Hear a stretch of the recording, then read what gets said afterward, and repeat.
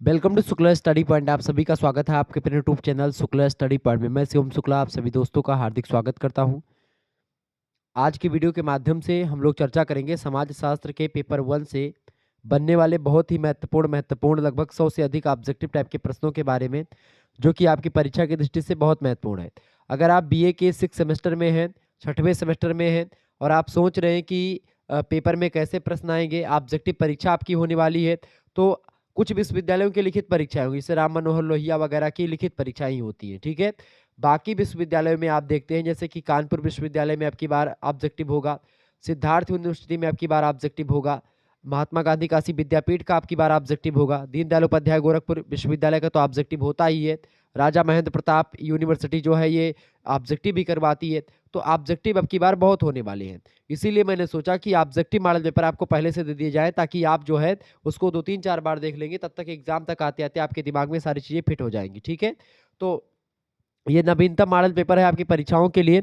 समाजशास्त्र बीए के 6वां सेमेस्टर यानी कि बीए 6 सेमेस्टर के लिए आपको बता दूं कि आपको पेपर नंबर 1 में पढ़ना है पॉइनियर्स ऑफ इंडियन सोशियोलॉजी, मतलब कि भारतीय समाजशास्त्र के पुरोधा या भारतीय समाजशास्त्र के जो प्रथ प्रदर्शक रहे हैं, भारतीय समाजशास्त्री जिन्होंने बहुत ज़्यादा योगदान दिया समाजशास्त्र में, भारतीय समाजशास्त्र को आगे बढ़ाया है, या भारत में समाजशास्त्र के जनक से लेकर के और भारत में समाजशास्त्र को व्यवस्थित करने का श्रेय किन लोगों को जाता है, उन्हीं के बारे में हमको यहाँ पर पढ़ना है। तो उन्हीं समाजशास्त्रियों के बारे में पढ़ेंगे, भारतीय समाजशास्त्रियों के बारे में पढ़ेंगे, जिसमें आपको doctor G S Ghurye, Radha Kamal Mukherjee, D P Mukherjee, Irawati Karve, M N Srinivas, S C Dube, A R Desai और आंद्रे बिताई के बारे में आपको पढ़ना है, ठीक है। ये बात ध्यान रखेंगे, यही आपका सिलेबस है। इन्हीं से बनने वाले इंपॉर्टेंट चीज़ों के बारे में आपको पढ़ना है। जैसे आप डीएन मजूमदार के बारे में भी आप देखेंगे, ठीक है। इसके अलावा और भी एक आध दो हैं, तो इन्हीं के बारे में आपको पढ़ना है, बाकी और आपको नहीं पढ़ना, ठीक है। तो आइए ऑब्जेक्टिव प्रश्नों के बारे में चर्चा करने का प्रयास करते हैं, कौन कौन से प्रश्न आपकी परीक्षा में बन सकते हैं। सेकंड पेपर में आपको लिंग और समाज यानी जेंडर एंड सोसाइटी के बारे में पढ़ना है। सिलेबस दोनों का मैंने दे दिया है, अगर आपने नहीं देखा तो देख लीजिएगा, बाकी मैं आपको समझाने का प्रयास करूंगा। पेपर नंबर 2 के मॉडल पेपर जल्द ही आने वाले हैं। इससे पहले हिंदी के पेपर 1 का मॉडल पेपर, जियोग्राफी के पेपर 1 का मॉडल पेपर, होम साइंस के पेपर 1 का मॉडल पेपर, शिक्षा शास्त्र के पेपर 1 का मॉडल पेपर, इसके अलावा और भी सब्जेक्ट के पॉलिटिकल साइंस के पेपर 1 का मॉडल पेपर, इन सभी के पेपर 1 के मॉडल पेपर हो चुके हैं। एंशियंट हिस्ट्री और मेडिवल हिस्ट्री दोनों का हो चुका है, तो अगर आपने नहीं देखा है तो देख लीजिएगा, ठीक है। बाकी जो आज का ये वीडियो है इस पे इसके बारे में मैं चर्चा करूंगा, ठीक है। देखिए पहला प्रश्न आपके स्क्रीन पर आ चुका है। बताएं भारतीय समाजशास्त्र का जनक माना जाता है, भारतीय समाजशास्त्र का जनक किसको माना जाता है। तो भारतीय समाजशास्त्र का जनक की अगर बात करेंगे तो भारतीय समाजशास्त्र का जनक गोविंद सदाशिवराव घुरिये को माना जाता है। कहीं कहीं पर आपको राधा कमल मुखर्जी जरूर मिलेंगे, लेकिन एक जनक के रूप में अगर देखेंगे, फादर के रूप में देखेंगे, तो डॉक्टर जीएस घुरिये का नाम आता है। इन्होंने एक प्रकार से अकादमिक क्षेत्र में बहुत बड़ा काम किया है, समाजशास्त्र को एक प्रकार से आगे बढ़ाने में भारत में बहुत योगदान दिया है। जीएस घुरिये ये भारतीय समाजशास्त्र के जनक है, इसमें कोई दो राय नहीं है। ये समाजशास्त्रीय रचनात्मकता के वे भारतीय प्रतीक थे जिन्होंने स्वतंत्रता के बाद भारतीय समाजशास्त्र की नई पीढ़ी को एक प्रकार से मोटिवेशन देते हैं, प्रेरणा देते हैं। इनका जन्म हुआ था भैया कब, तो प्रश्न अगला वही पूछा जा रहा है, उसको समझने का प्रयास करते हैं। गोविंद सदा शिवराव घुरिये, जीएस घुरिये इनको शॉर्ट फॉर्म में कहते हैं, जीएस घुरिये। इनका जन्म कब हुआ था, इनका जन्म हुआ था 12 दिसंबर 1893 को। सारस्वत ब्राह्मण परिवार में इनका जन्म होता है। महाराष्ट्र में एक जगह पड़ती है मालवान नाम की, उसी मालवान नाम के जगह पर महाराष्ट्र में इनका जन्म हुआ था। सारस्वत ब्राह्मण है ये, ठीक है। महाराष्ट्र में सारस्वत ब्राह्मण बहुत पाए जाते हैं, तो वहीं पर इनका जन्म हुआ था, ब्राह्मण परिवार से थे, ठीक है। और इनका देहांत की अगर बात की जाए इनके, तो ये 91 साल लगभग जिंदा रहे। 1983 में इनका देहांत हो जाता है 28 दिसंबर को, ठीक है। 28 दिसंबर में पैदा हुए थे, दिसंबर में ही इनका देहांत हुआ, 28 दिसंबर की बात है। और 1983 में इनका देहांत हो जाता है, ठीक है। मात्र लगभग 91 वर्ष की आयु में मरे थे, ये बात ध्यान रखिएगा, इनका देहावसान हुआ था। तो जन्म कब हुआ था, 12 दिसंबर 1893 में जन्म हुआ था, मृत्यु 1983 में आकर के होती है, ठीक है। ये बात ध्यान रखिएगा। अच्छा, इन्होंने 1916 और 1918 में अंग्रेजी और संस्कृत में प्रथम श्रेणी में परीक्षा पास करी। और इसके अलावा आप देखेंगे हेडन के निर्देशन में जीएस घुरिये ने रेस एंड कास्ट इंडिया पर पीएचडी की उपाधि प्राप्त करी। किसके निर्देशन में, हेडन नाम के प्रोफेसर थे, उन्हीं के अंडर में जीएस घुरिये ने race and caste in India. Race माने होता है जो है एक प्रकार से प्रजाति, ठीक है। कास्ट माने होता है जाति। तो जाति और प्रजातियों पर इन्होंने, भारतीय जो जातियां प्रजातियां हैं उन्हीं पर इन्होंने पीएचडी करी है, ठीक है। सीके आगडेन की एक पुस्तक है हिस्ट्री ऑफ सिविलाइजेशन, श्रृंखला में लेख प्रकाशित होने के बाद में इनकी प्रतिष्ठा और बढ़ जाती है। इनका लेख जो race and caste in India पर लिखा था, ये लेख जो है ये हिस्ट्री ऑफ सिविलाइजेशन में छपा, तो इससे इनका एक प्रकार से और दबदबा कायम हुआ। बाद में बम्बई विश्वविद्यालय में समाजशास्त्र के प्रोफेसर बन जाते हैं, ठीक है। 1919 में मुंबई विश्वविद्यालय में समाजशास्त्र विषय के प्रारंभ करने के लिए प्रेटिल गिडिस को आमंत्रित किया गया था। 1924 में घुरिये ने रीडर के पद पर काम करते हुए बम्बई विश्वविद्यालय में समाजशास्त्र विभाग के अध्यक्ष पद पर एक प्रकार से नियुक्त हो जाते हैं। और इसके अलावा आप देखेंगे 1934 में प्रोफेसर बन जाते हैं, 1959 में सेवानिवृत्त होते हैं और फिर बम्बई विश्वविद्यालय में उन्हें प्रोफेसर अमेरिटस बनाया जाता है, ठीक है। तो इस तरीके से आप देखेंगे ये गोविंद सदाशिवराव घुरिये का बड़ा योगदान रहा है। प्रश्न है, बम्बई में समाजशास्त्र किसके नेतृत्व में, मतलब बम्बई में समाजशास्त्र किसके नेतृत्व में विकसित हुआ था? बम्बई में समाजशास्त्र की अगर बात की जाए तो किसके नेतृत्व में विकसित हुआ था? गोविंद सदाशिवराव घुरिये के नेतृत्व में विकसित हुआ था, जीएस घुरिये। ए ऑप्शन करेक्ट आंसर होगा। अगला प्रश्न आपकी स्क्रीन पर आ चुका है। प्रश्न है, बम्बई विश्वविद्यालय में समाजशास्त्र विभाग के अध्यक्ष घुरिये को कब बनाया गया? तो बम्बई विश्वविद्यालय में समाजशास्त्र के विभागाध्यक्ष के पद पर जीएस घुरिये को 1924 में बैठाया गया था। Option number A correct answer होगा। अगला प्रश्न है, बम्बई विश्वविद्यालय में घुरिये को प्रोफेसर अमेरिटस कब बनाया गया? यानी कि जब ये सेवानिवृत्त हुए थे 1959 में, तभी इनको अमेरिटस, प्रोफेसर अमेरिटस बनाया गया था। Option number A correct answer होगा। गोविंद सदाशिवराव घुरिये के विद्यार्थी कौन कौन थे? गोविंद सदाशिवराव घुरिये की अगर बात करें, मतलब गोविंद सदाशिव घुरिये यानी कि जीएस घुरिये जी की, इन्होंने एमएन श्रीनिवास को पढ़ाया था, डॉक्टर केएम कपाड़िया को पढ़ाया था, इरावती करबे को भी इन्होंने पढ़ाया था। इरावती करबे की अगर बात करें तो इरावती करबे और केएम कपाड़िया ये सब इनके शिष्य रहे हैं, ये बात ध्यान रखेंगे। इरावती करबे के बारे में अभी आप आगे चल करके पढ़ेंगे, ठीक है, ध्यान रखिएगा। ओके, चलिए अगला प्रश्न है, गोविंद सदाशिवराव घुरिये की रचना है। देखिए, गोविंद सदाशिवराव घुरिये की अगर बात की जाए तो इनकी कई रचनाएं जो है बड़ी फेमस हैं। हालांकि इनकी जो पुस्तकें हैं बड़ी फेमस हैं। वो उन पुस्तकों में एक तो caste and race in India पुस्तक इनकी बड़ी फेमस है, और दूसरी पुस्तक है caste and class in India. Caste and race in India, caste माने जाति, रेस माने प्रजाति, तो मतलब जाति और प्रजाति इंडिया में, ठीक है, वो एक पुस्तक लिखी। और कास्ट एंड क्लास, क्लास माने वर्ग होता है, ठीक है, caste class in India, caste and class in India पुस्तक भी इन्होंने लिखी। ये दो पुस्तकें इनकी बड़ी फेमस हैं। तो पहली पुस्तक है caste and race in India, ये भी पुस्तक गोविंद सदाशिवराव मतलब सदाशिव घुरिये की है। इसके अलावा कल्चर एंड सोसाइटी पुस्तक भी इन्होंने लिखी है।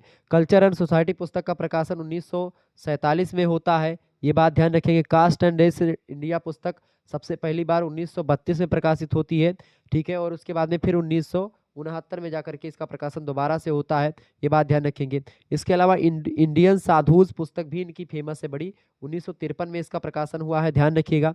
प्रश्न आपसे पूछा जाता रहता है। ऐसे ही और इनकी कई पुस्तकें हैं, जैसे कि भरतनाट्यम एंड इट्स कस्टम इनकी रचना है।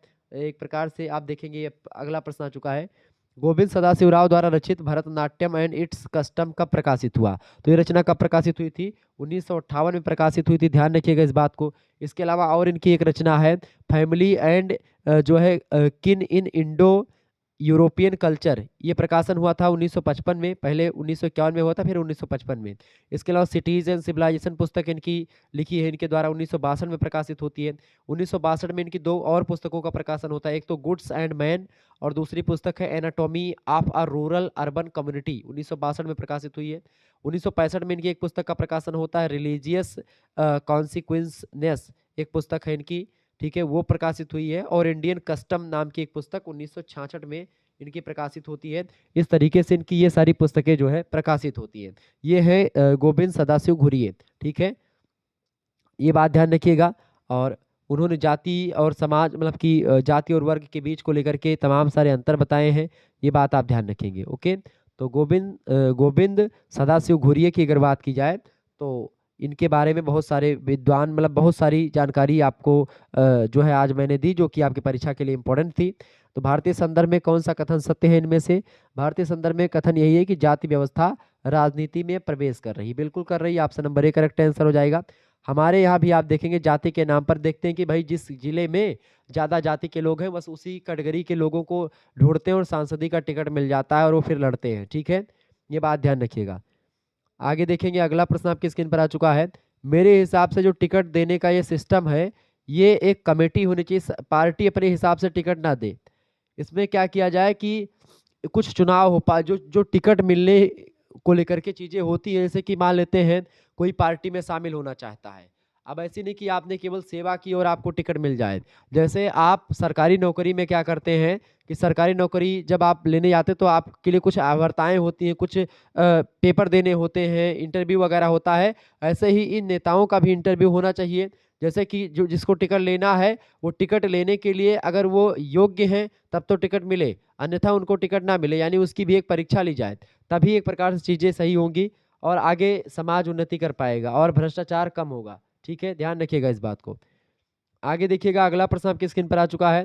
देखिए, राजनीति से रिलेटेड मैं कुछ बातें ज़्यादा नहीं करता हूँ, इसलिए क्योंकि क्या होता है ये सब जो है उतना ज़्यादा एक प्रकार से एक टीचर के लिए अच्छी बातें नहीं होती हैं, लेकिन फिर भी कभी कभी क्या होता है कि टीचर भी एक समाज का हिस्सा है और समाज का एक हिस्सा राजनीति भी है। तो जब समाज के दोनों हिस्से हैं तो समाज में कहीं ना कहीं पे आप रहते हैं तो आप राजनीति से जुड़ जरूर जाएंगे। ठीक है, ये बात ध्यान रखेंगे। हालांकि हम अपने टॉपिक पे आते हैं, ये सब राजनीति है, ये सब चलती रहेगी। देखिए, प्रश्न है मुखर्जी। मुखर्जी का मतलब क्या है? ये मुखर्जी कौन है भैया? मुखर्जी का पूरा नाम है राधा कमल मुखर्जी। राधा कमल मुखर्जी जी भारतीय समाजशास्त्री हैं, बहुत बढ़िया समाजशास्त्री हैं ये। राधा कमल मुखर्जी की बात करें, इनका जन्म हुआ था 7 दिसंबर 1889 को, ये बात ध्यान रखिएगा। राधा कमल मुखर्जी जी जो हैं ये बड़े फेमस समाजशास्त्री रहे हैं भारतीय समाजशास्त्रियों में। जो काम जीएस घुरिये का रहा है जितना, उतना ही काम लगभग इन्होंने भी किया है अपने क्षेत्र में। देखिए, प्रश्न है मुखर्जी द्वारा रचित रचनाएं नहीं है इनमें से। देखिए, the foundations of Indian economics, ये पुस्तक किसने लिखी है? राधा कमल मुखर्जी की ही पुस्तक है, ये बात ध्यान रखेंगे। The foundation of Indian economics पुस्तक का प्रकाशन हुआ है 1916 में, और किसने लिखा है? राधा कमल मुखर्जी ने लिखा है। अगली पुस्तक है रीजनल सोशियोलॉजी। रीजनल सोशियोलॉजी पुस्तक भी इन्होंने लिखी है राधा कमल मुखर्जी ने 1926, यानी कि उसके 10 साल के बाद में इस पुस्तक का प्रकाशन हुआ। इसके बाद में अगली पुस्तक आपकी है the land problem of India. The land problem of India पुस्तक 1927 में प्रकाशित होती है, इन्हीं की पुस्तक है, ये बात ध्यान रखेंगे। आ स्टडी ऑफ इंपीरियर अशोका, इस पुस्तक को इन्होंने नहीं लिखा है, ये बात आप ध्यान रखेंगे, यानी ये पुस्तक इनकी नहीं है। तो ऑप्शन नंबर इसका सी करेक्ट आंसर हो जाएगा। पूछा गया कि मुखर्जी के द्वारा रचित पुस्तक नहीं है, तो आप नहीं पर जरूर फोकस करेंगे, नहीं तो आपको एक आध पुस्तकें तो याद ही रहेंगी, ये बात ध्यान रखिएगा। अच्छा, राधा कमल मुखर्जी की और भी पुस्तकें हैं, ऐसी बात देखिए। मुखर्जी द्वारा रचित पुस्तक introduction of social pathology, social psychology, introduction of social psychology. प्रश्न बड़ा अच्छा है, इस पुस्तक की रचना कब हुई बताएं? इस पुस्तक की रचना कब हुई? फटाफट से आप बताने का प्रयास करेंगे। 1928 में इस पुस्तक की रचना हुई है, 1928 ऑप्शन नंबर इसका ए करेक्ट आंसर हो जाएगा। अब बताएं मुखर्जी की रचना इनमें से कौन सी है? राधा कमल मुखर्जी की रचना कौन सी है? देखिए, फील्ड एंड फार्मर्स ऑफ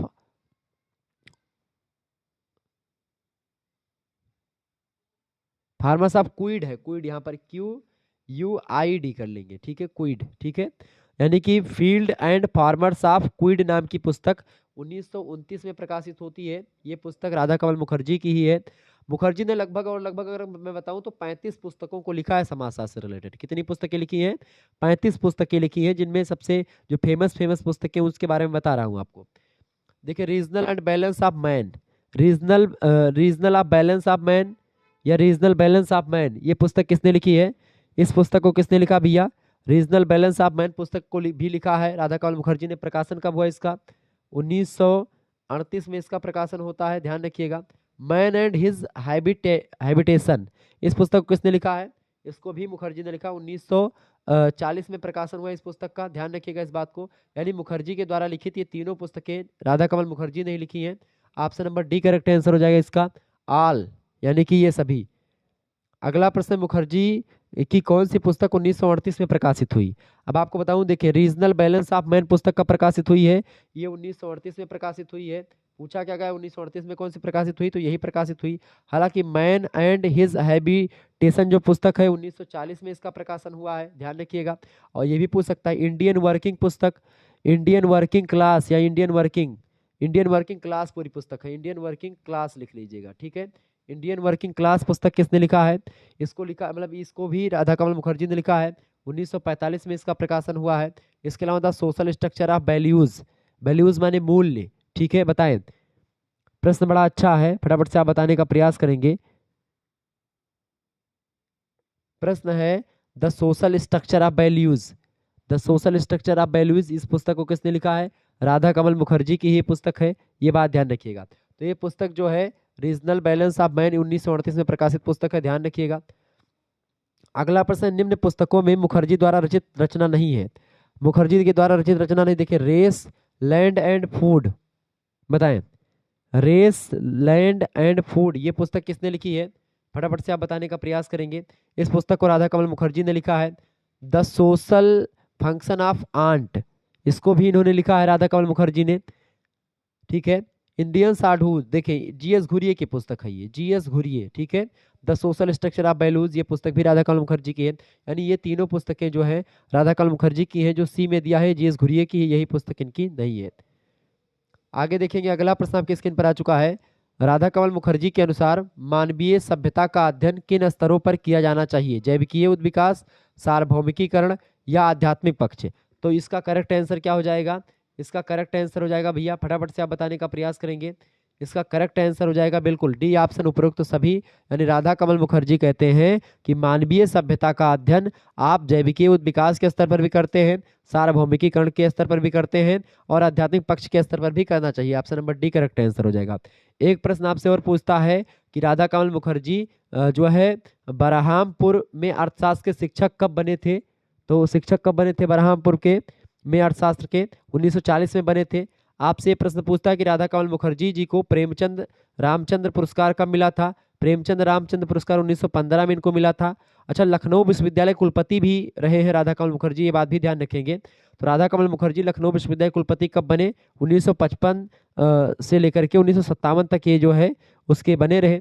और लखनऊ विश्वविद्यालय में institute of sociology and human relations के निदेशक रहे हैं 1958 में, ये बात भी ध्यान रखिएगा, बड़े इंपॉर्टेंट व्यक्ति हैं ये। अगला प्रश्न आपके स्क्रीन पर आ चुका है। चले, प्रश्न है कि अपने किस पुस्तक में राधा कमल मुखर्जी जी ने यह विचार व्यक्त किया था कि किसी भी व्यक्ति का व्यक्तित्व वह है जो निर्णय करता है, अपनी रुचि के अनुसार कार्यों का विकल्प तैयार करता है और मूल्यों को पूरा करने का प्रयास करता है। ये बताएं राधा कमल मुखर्जी जी ने अपनी किस पुस्तक में ये विचार दिया था। तो उनकी एक पुस्तक है पर्सनालिटी, उसी पर्सनालिटी पुस्तक में इन्होंने ये विचार दिया था, ध्यान रखिएगा। आगे देखेंगे, किसके अनुसार समाज संरचनात्मक अकादमिक का योग है, समाज संरचनात्मक अकादमिक का योग है, ये बात राधा कमल मुखर्जी जी ने ही कहा था। ऑप्शन नंबर इसका ए करेक्ट आंसर हो जाएगा। इस तरीके से राधा कमल मुखर्जी, अच्छा राधा कमल मुखर्जी जी कहते हैं कि मनुष्य ही मूल्यों का खोज करता है और मनुष्य ही मूल्यों का निर्माण करता है। ये कथन भी पूछेगा, किसने कहा कि मनुष्य ही मूल्यों को की खोज करता है और मनुष्य ही मूल्यों का निर्माण करता है, किसने कहा, राधा कमल मुखर्जी जी ने कहा। राधा कमल मुखर्जी सभी मूल्य, वो कहते हैं कि सभी मूल्य एक ही स्तर के नहीं होते हैं, बल्कि इसमें एक संस्करण देखने को मिलता है और इस संस्करण का संबंध मूल्यों के आयामों से होता है। ये आयाम 3 प्रकार के होते हैं, पहला जैविक आयाम, दूसरा सामाजिक आयाम और तीसरा आध्यात्मिक आयाम। जैविक आयाम में जैसे स्वास्थ्य, जीवन निर्वाह, कुशलता और सुरक्षा, ये सब होते हैं। सामाजिक आयाम में धन, संपत्ति, पद, न्याय, ये सब होते हैं। और आध्यात्मिक आयाम में सत्य, सुंदरता, सुसंगति, पवित्रता, ये सब आते हैं। तो इस तरीके से डॉक्टर मुखर्जी मूल्यों को लेकर के भी बड़े सजग रहे हैं। उन्होंने मूल्य की अवधारणा दी, उनकी पुस्तक है, उन्होंने कई पुस्तकें लिखी जैसे कि the social function of art, the social structure of values, तो उसमें उन्होंने वैल्यूज को यानी सामाजिक मूल्यों को विधिवत बताया है। आइए आगे बढ़ते हैं और भी चीज़ों को जानने का प्रयास करते हैं। अगला प्रश्न आपके स्क्रीन पर आ चुका है, फटाफट से आप देखने का प्रयास करेंगे। प्रश्न अगला आपका आ चुका है, देखें डीपी मुखर्जी, डीपी मुखर्जी से रिलेटेड प्रश्न है। प्रश्न है इंडियन कल्चर अ सोशोलॉजिकल स्टडी, एक पुस्तक है, पुस्तक कौन सी है, पुस्तक का नाम क्या है भैया? पुस्तक का नाम है इंडियन कल्चर। इंडियन कल्चर अ सोशोलॉजिकल स्टडी के रचनाकार कौन है? तो इस पुस्तक को किसने लिखा भैया? इस पुस्तक को लिखा है किसने? जो है डीपी मुखर्जी ने लिखा। डीपी मुखर्जी मतलब, डीपी मुखर्जी का पूरा नाम क्या है जानते हैं? धुर्जटी प्रसाद मुखर्जी। मुखर्जी मतलब मुखोपाध्याय भी बोलते हैं कहीं कहीं पर, ठीक है। या तो डीपी मुखर्जी जो है एक प्रकार से, ये एक प्रकार से अगर बताऊं तो इनका नाम क्या है? धुर्जटी प्रसाद मुखर्जी इनका पूरा नाम है। 1894 में इनका जन्म होता है। 1962 में इनकी मृत्यु हो जाती है। कई सारी पुस्तकें इन्होंने लिखी हैं, ये बात भी ध्यान रखेंगे। और धुर्जटी प्रसाद मुखर्जी की अगर बात करें तो इनको शॉर्ट फॉर्म में डीपी मुखर्जी या डीपी के नाम से ज़्यादा फेमस है ये, ठीक है। तो इसलिए डीपी मुखर्जी आपने बहुत बार सुना होगा। पूरा नाम धुर्जटी प्रसाद मुखर्जी है। समाजशास्त्र के जनक में से एक माने जाते हैं। देखिए, डीपी मुखर्जी भी समाजशास्त्र के जनकों में से एक है, राधा कमल मुखर्जी भी हैं, और इसके अलावा जीएस घुरिये भी हैं। ये सब समाजशास्त्र के जनक में से एक आते हैं, ठीक है। यानी कि इन सभी लोगों ने भारतीय समाजशास्त्र मतलब कि समाजशास्त्र को बहुत आगे बढ़ाया। डीपी मुखर्जी एक बौद्धिक लेखक है। उन्होंने बंगाली में 9 पुस्तकों और अंग्रेजी में 10 पुस्तकें लिखी है समाजशास्त्र को लेकर के, ठीक है। इन पुस्तकों में diversities and modern Indian culture जो पुस्तक है, जो 1942 में इनकी प्रकाशित हुई थी, बड़ी फेमस पुस्तक है। वो बहुत ज़्यादा फेमस पुस्तक है, ये बात ध्यान रखिएगा। और आपको बता दूं कि जो है इनका जन्म 1894 में होता है। 5 अक्टूबर को इनकी एक प्रकार इनका बर्थडे मनाया जाता है, 5 अक्टूबर को, डीपी मुखर्जी का। एक बंगाली मध्यम वर्गीय परिवार में हुआ था। बंगाल में ही मुखर्जी और ये चट्टोपाध्याय, बंदोपाध्याय, मुखोपाध्याय, ये सब आपको मिलेंगे, ब्राह्मण होते हैं खास करके, ठीक है। और मध्यम वर्गीय परिवार में जन्म होता है। बौद्धिक कार्यों के लिए इनका परिवार फेमस था। मुखर्जी ने अपना शिक्षण कार्य जो है कलकत्ता में कॉलेज पढ़ता है, बंगबासी कॉलेज, उसी कॉलेज से अपनी शिक्षा दीक्षा करी थी। और 1955 में हेग के international institute of social studies में विजिटिंग प्रोफेसर रहे। 1954 में लखनऊ विश्वविद्यालय से सेवानिवृत्त के बाद उन्होंने अलीगढ़ विश्वविद्यालय में अर्थशास्त्र के प्रोफेसर पद भी काम किया, आमंत्रण स्वीकार किया। उन्होंने अपना समय अध्ययन कार्यों में बिताया, वो अलीगढ़ विश्वविद्यालय में बिताया। भारतीय समाजशास्त्री सम्मेलन के वे पहले अध्यक्ष भी रहे और राष्ट्रीय समाजशास्त्री परिषद के उपाध्यक्ष भी ये रहे, ठीक है। ध्यान रखिएगा इस बात को। तो बड़े फेमस व्यक्ति हैं डीपी मुखर्जी, और समाजशास्त्र के जनकों में भी इनका नाम लिया जाता है। क्लियर? अब प्रश्न आपकी स्क्रीन पर आ चुका है, फटाफट से आप देखने का प्रयास करेंगे। प्रश्न है टैगोर अ स्टडी किसकी रचना है? तो टैगोर भी बंगाल से थे और ये भी बंगाल से थे, तो इन्होंने टैगोर पर एक स्टडी, एक लेख लिखा है डीपी मुखर्जी ने। ऑप्शन नंबर 1 करेक्ट आंसर होगा, एक पुस्तक है। अगला प्रश्न आपकी स्क्रीन पर आ चुका है, on Indian history, on Indian history a study in method, इस पुस्तक को किसने लिखा है? इस पुस्तक को भी डीपी मुखर्जी ने लिखा है। इन पुस्तकों के नाम ध्यान रख लीजिएगा, प्रश्न आ सकता है। संस्कृति के समाजशास्त्र के जनक कौन थे? संस्कृति के समाजशास्त्र के जनक डीपी मुखर्जी को कहा जाता है। ऑप्शन नंबर इसका ए करेक्ट आंसर होगा। अगला प्रश्न है, अपनी कृति on Indian history study in method में इतिहास को समझने के लिए किस पद्धति का प्रयोग किया था डीपी मुखर्जी ने? बताएं। तो मार्क्सवादी पद्धति का प्रयोग किया था डीपी मुखर्जी ने। Option number A correct answer होगा इसका। अगला क्वेश्चन आपकी स्क्रीन पर आ चुका है। प्रश्न, डीपी मुखर्जी की सर्वश्रेष्ठ पुस्तक है। डीपी मुखर्जी की सर्वश्रेष्ठ पुस्तक में आपका डाइवर्सिटीज, मॉडर्न इंडियन कल्चर, ये पुस्तकें बड़ी फेमस है इनकी डीपी मुखर्जी की। ध्यान रखिएगा इस बात को। डाइवर्सिटीज एक पुस्तक है और दूसरी पुस्तक है मॉडर्न इंडियन कल्चर। तो डाइवर्सिटीज और मॉडर्न इंडियन कल्चर ये पुस्तकें बड़ी फेमस है। 1942 में दोनों पुस्तकों का प्रकाशन हुआ है, ये बात ध्यान रखिएगा। ओके। डीपी मुखर्जी की पुस्तक बेसिक कॉन्सेप्ट ऑफ सोशियोलॉजी का प्रकाशन कब हुआ? बेसिक कॉन्सेप्ट ऑफ सोशियोलॉजी जो पुस्तक है 1932 में इसका प्रकाशन हुआ है, ध्यान रखिएगा इस बात को। इसके अलावा मॉडर्न इंडियन कल्चर एक पुस्तक इनकी है, 1942 में प्रकाशित होती है। ओके, ध्यान रखिएगा। अगला प्रश्न है, personality and the social science. Personality and the social science इनकी पुस्तक है, कब प्रकाशित हुई भैया? Personality and the social science, इस पुस्तक का प्रकाशन जो हुआ है ये डीपी मतलब इन्हीं की डीपी मुखर्जी की पुस्तक है। 1954 में इसका प्रकाशन हुआ है, ठीक है। मतलब सॉरी, कौन सी पुस्तक है? 1924 में प्रकाशन हुआ है personality and the social science का। ऑप्शन नंबर इसका ए करेक्ट आंसर हो जाएगा, ठीक है। आगे देखिएगा। अगला प्रश्न, प्रॉब्लम ऑफ इंडियन यूथ, इस पुस्तक को भी डीपी मुखर्जी ने लिखा है। प्रकाशन कब हुआ? प्रॉब्लम ऑफ इंडियन यूथ पुस्तक जो है इसका प्रकाशन हुआ है 1946 में, और इसका प्रकाशन 1946 में जब हुआ है, कहाँ से हुआ है? हिंद किताब्स या हिंद बुक्स नाम का एक प्रकाशन है, हिंद किताबों। तो उसी प्रकाशन से इसका जो है प्रकाशन हुआ है, प्रॉब्लम्स ऑफ इंडियन यूथ का। ध्यान रखिएगा इस बात को। आगे देखिएगा, अगला प्रश्न आपके स्क्रीन पर आ चुका है। यह किसका मानना था कि मार्क्सवाद वह सिद्धांत है जिसे समाज के अध्ययन में प्राथमिकता दी जानी चाहिए? ये डीपी मुखर्जी का ही मानना था। ऑप्शन नंबर इसका सी करेक्ट आंसर होगा। अगला प्रश्न है, डीपी मुखर्जी की कौन सी पुस्तक व्यक्तित्व के अध्ययन से संबंधित है? डीपी मुखर्जी की कौन सी पुस्तक व्यक्तित्व के अध्ययन से रिलेटेड है? तो पर्सनालिटी एंड सोशल साइंस और basic concept in Indian sociology, ये दोनों पुस्तकें जो है ये डीपी मुखर्जी की ऐसी हैं जो कि व्यक्तित्व के अध्ययन से रिलेटेड हैं। ऑप्शन नंबर सी लगा देंगे, ए और बी दोनों।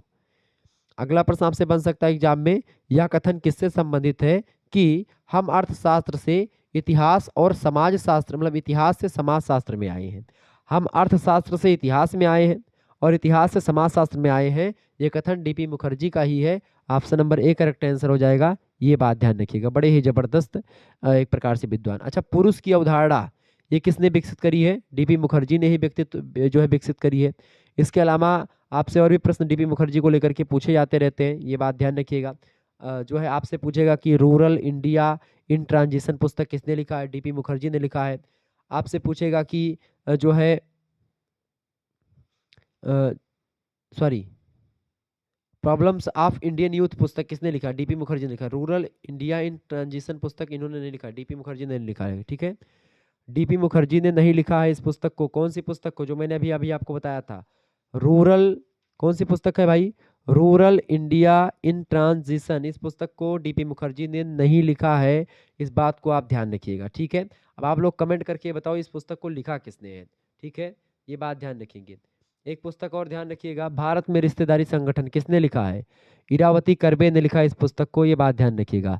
इरावती करबे जो है ये एक लेखिका हैं। सबसे पहली बात तो ये जानी, महिला लेखिका हैं इरावती करबे। और इरावती करबे की अगर बात की जाए तो बड़ी फेमस जो है लेखिका रही हैं, समाजशास्त्री रही हैं। ठीक है, इनका जन्म जो हुआ था 15 दिसंबर 1905 को हुआ था, ये बात भी ध्यान रखिएगा। मानव विज्ञानी भी हैं, समाजशास्त्री भी हैं और शिक्षाविद भी रही हैं ये। और इसके अलावा महाराष्ट्र में इनका जन्म होता है, भारत की एक लेखिका ही हैं ये।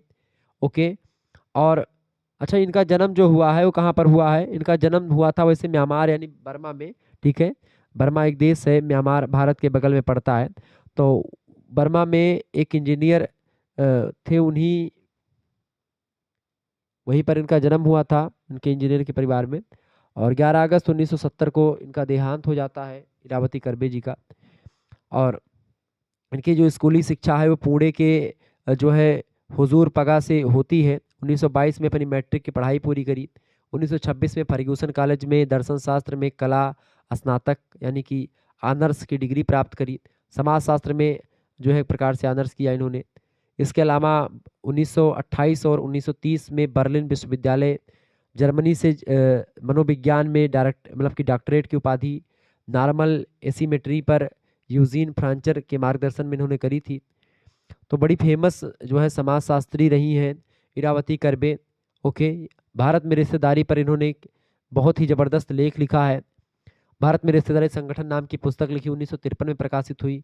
फिर बेस्ट जो है खंडेश के भील नाम की पुस्तक लिखी, 1958 में प्रकाशित हुई। हिंदू समाज एक व्याख्या एक पुस्तक लिखी, 1961 में प्रकाशित हुई। ग्राम समुदाय में समूह संबंध पुस्तक लिखी 1963 में। ठीक है, तो बड़ी फेमस समाजशास्त्री रही हैं ये इरावती करबे, ये बात ध्यान रखिएगा। इरावती करबे सबसे पहली बात तो आप सभी लोग जानते होंगे कि ये एक जो है वो हैं, क्या बोलते हैं, लेखक हैं। इरावती करबे एक लेखिका हैं, ये बात ध्यान रखिएगा। 1905 में जन्म होता है, 15 दिसंबर को, और 11 अगस्त 1970 को मृत्यु होती है। म्यांमार में जन्म हुआ था लेकिन इनका जीवन काल महाराष्ट्र में बीता, पुणे वगैरह में। ठीक है, 64 वर्ष में इनका निधन हो गया था। विवाह जब इनका था तब ये एक प्रकार से अपनी स्नातक की डिग्री जो है पूरी कर रही थी, मतलब।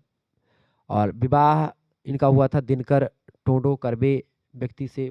ठीक है, इरावती करबे की रचनाएं हैं, इनमें से बताएं इरावती करबे की रचनाएं कौन कौन सी हैं? तो किनशिप ऑर्गेनाइजेशन इन इंडिया, इस पुस्तक को किसने लिखा है? इरावती करबे ने लिखा है। द बेबिल ऑफ बेस्ट के बैंडर्ब, ये पुस्तक भी इन्होंने लिखी है। ठीक है, इरावती कर्वे की ये पुस्तक है, मैंने बताया नहीं था। जो है बेस्ट खंडेश के भील, बेस्ट खंडेश के भील हिंदी में इसको बोलते हैं, ये पुस्तक लिखी है। इसके अलावा हिंदू समाज एक व्याख्या यानी हिंदू सोसाइटी एंड इंटरप्रिटेशन, एक पुस्तक ये भी इनकी लिखी है। तो डी ऑप्शन इसका करेक्ट आंसर हो जाएगा, उपरोक्त तो सभी। तो जो ये पुस्तक है, पहली पुस्तक इनकी यानी कि भारत में रिश्तेदारी संगठन है किनसे ऑर्गेनाइजेशन इन इंडिया, इसका प्रकाशन 1953 में हुआ, ध्यान रखिएगा। और इसके अलावा बेस्ट खंडेश के भील पुस्तक जो इन्होंने लिखा है, ठीक है, इस पुस्तक का प्रकाशन हुआ है 1958 में। और हिंदू सोसाइटी एंड इंटरप्रिटेशन पुस्तक 1961 में प्रकाशित हुई है, ध्यान रखिएगा इस बात को। ठीक है, यानी उपरोक्त तो सभी पुस्तकें इरावती कर्वे जी की हैं। अगला प्रश्न, इरावती कर्वे की रचना नहीं है इनमें से, इरावती कर्वे की रचना कौन सी नहीं है, फटाफट से आप बताने का प्रयास करेंगे। देखें, युगांटा द इंड एंड इपोच, ये पुस्तक इन्हीं की इरावती कर्वे की है। महाराष्ट्र लैंड एंड पीपल, ये भी पुस्तक इनकी है। होमो एक्वेलीज, ये पुस्तक इन्होंने नहीं लिखी, होमो एक्वेलीज पुस्तक को लिखा है लुइस ड्यूमांट ने। ठीक है, ऑप्शन नंबर इसका सी करेक्ट आंसर हो जाएगा, ये इरावती कर्वे की पुस्तक नहीं है। अगला प्रश्न आपकी स्क्रीन पर आ चुका है, इरावती की कौन सी रचना विश्व में प्रसिद्ध है, इरावती कर्वे की कौन सी रचना विश्व में प्रसिद्ध है, तो किनशिप ऑर्गेनाइजेशन इन इंडिया, ये पुस्तक जो है इनकी बड़ी फेमस है और संपूर्ण विश्व में विख्यात है, ए ऑप्शन करेक्ट आंसर होगा। अगला प्रश्न आप देखेंगे, इंडिया इरावती कर्वे की प्रसिद्ध पुस्तक किनशिप ऑर्गेनाइजेशन इन इंडिया का प्रकाशन कब हुआ, किनशिप ऑर्गेनाइजेशन इन इंडिया पुस्तक का प्रकाशन हुआ है 1958 में। ठीक है, पहली बार प्रकाशन इसका 1953 में हुआ था, ये बात ध्यान रखेंगे, लेकिन 53 ऑप्शन में दिया नहीं है तो आप 1958 भी लगा सकते हैं, बाद में इसमें प्रकाशन हुआ। ठीक है, लेकिन अगर 1953 देगा तो हमेशा 1953 ही लगाइएगा। अगला प्रश्न, पुस्तक ग्रुप 1953 जो है इसी में प्रकाशन हुआ है, ध्यान रखिएगा इसका। ठीक है, 1953 में ही कर लीजिएगा इसको, बाद में 1958 में इस पर शोध हुआ है, उस पर अच्छे तरीके से प्रकाशित हुआ, लेकिन 1953 अगर ऑप्शन में मिले तो हमेशा वही लगाइएगा। अगला प्रश्न, पुस्तक group relation in village community की रचना कब हुई, बढ़िया पुस्तक है, बढ़िया प्रश्न है, फटाफट से आप बताने का प्रयास करेंगे। ग्रुप पुस्तक कौन सी, group relation in village community, इस पुस्तक का प्रकाशन 1963 में हुआ, इरावती कर्वे की यह रचना। अगला क्वेश्चन आपकी स्क्रीन पर आ चुका है, नातेदारी को समझने के लिए कर्वे ने संपूर्ण भारत को किसने मतलब कि को जो है सांस्कृतिक क्षेत्रों में बांटा, कितने जो है उसमें बांटा था, सांस्कृतिक क्षेत्रों में 4 सांस्कृतिक क्षेत्रों में बांटा था, option number A correct answer होगा। किनशिप ऑर्गेनाइजेशन इन इंडिया पुस्तक का प्रकाशन कब हुआ, 1953 में हुआ, ध्यान रखिएगा, प्रश्न बड़ा इंपॉर्टेंट है। इसके अलावा आपको बता दूं कि आईपी देसाई से भी प्रश्न आपसे पूछा था, ए आर देसाई से, रूरल सोशोलॉजी इन इंडिया पुस्तक ए आर देसाई की है। The sociology of rural life, इस पुस्तक को लिखा स्मिथ ने। ये सब पुस्तकें भी आपसे बन सकती हैं, ध्यान रखिएगा इस बात को। आगे देखेंगे, अगला प्रश्न आपकी स्क्रीन पर आ चुका है, फटाफट से आप देखेंगे। प्रश्न, यह विचार किससे संबंधित है, यह विचार किससे संबंधित है कि भारत में अनेक ऐसे ग्रामीण समुदाय देखे जा सकते हैं जिनमें पश्चिमीकरण की प्रक्रिया का प्रभाव कुछ नगरों की तुलना में अधिक दिखाई देता है।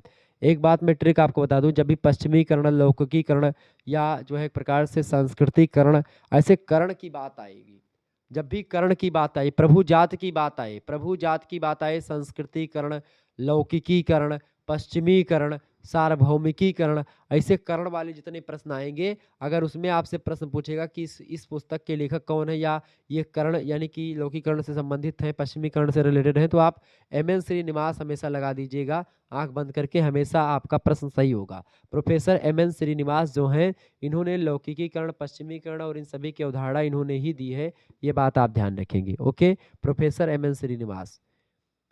Professor M N. श्रीनिवास की अगर बात करें तो बड़े फेमस समाजशास्त्री रहे प्रोफेसर एम.एन. श्रीनिवास। जन्म 16 नवंबर 1916 को होता है।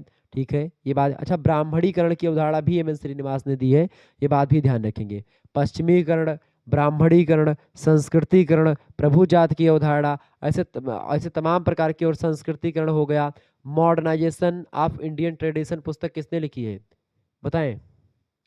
प्रश्न बहुत ही जबरदस्त है, आप लोग कमेंट करके बताने का प्रयास करेंगे।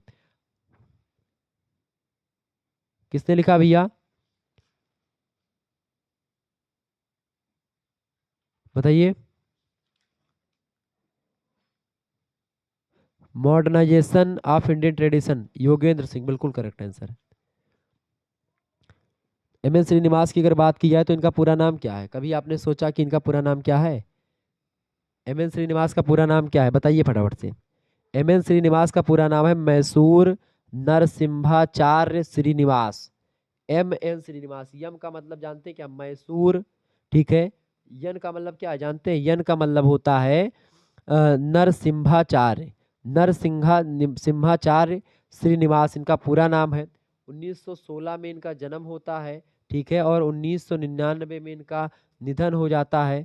ठीक है। 16 नवंबर 1916 को मैसूर के एक ब्राह्मण परिवार में एम.एन. श्रीनिवास जी का जन्म होता है। 30 नवंबर 1999 को बंगलौर में इनका देहावसान हो जाता है। स्वयं ब्राह्मण थे। उनकी दीक्षा ब्राह्मण परंपराओं और ब्राह्मणत्व के प्रशिक्षण में हुई थी।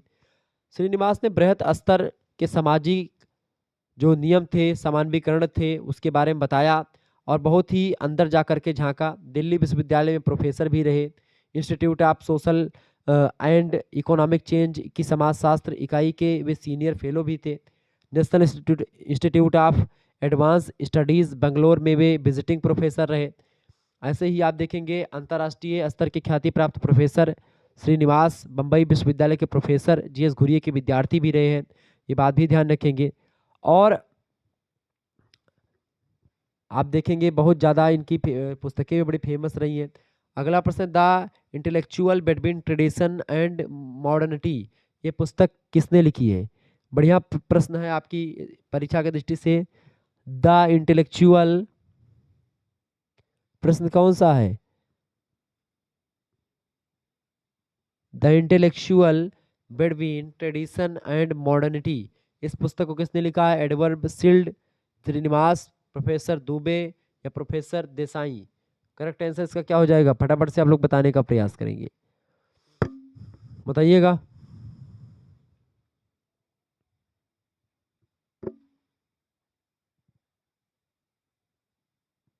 बताएं सभी लोग,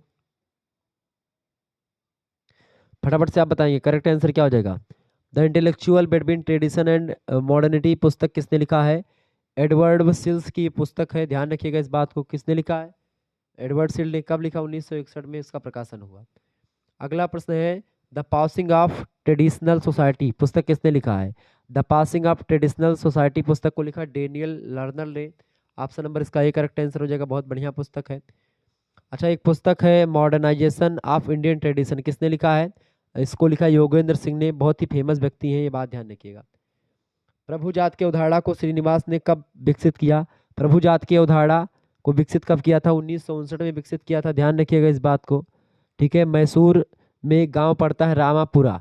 रामपुरा गांव का अध्ययन किया और उसके अध्ययन के बाद में प्रभु जात की अवधारणा इन्होंने दी थी 1959 में। किसने दी थी? एम.एन. श्रीनिवास ने दी है। ये बात ध्यान रखेंगे।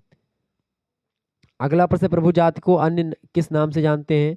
तो प्रभु जाति मतलब प्रबल जाति, प्रभावी जाति, प्रभुता संपन्न जाति, यानी डी ऑप्शन।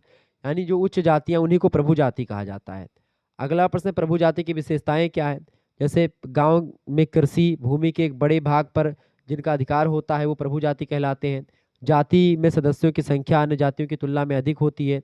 वह जाति जो क्षेत्र व गांव में आर्थिक रूप से मजबूत और प्रभावशाली हो वो प्रभु जाति होती है। Option number D correct answer हो जाएगा। उपरोक्त सभी विशेषताएं प्रभु जातियों की हैं। अगला प्रश्न आपकी स्क्रीन पर आ चुका, social change in modern India. Social change in modern India पुस्तक किसने लिखी है? Social change in modern India बड़ी फेमस पुस्तक है, बहुत बढ़िया, एम.एन. श्रीनिवास की पुस्तक है। हमेशा प्रश्न परीक्षा में आता रहता है, ध्यान रखिएगा। लौकिकीकरण की अवधारणा किसने दी है या किससे संबंधित है? आपसे पूछे, M N. Srinivas. A option correct answer होगा आपका।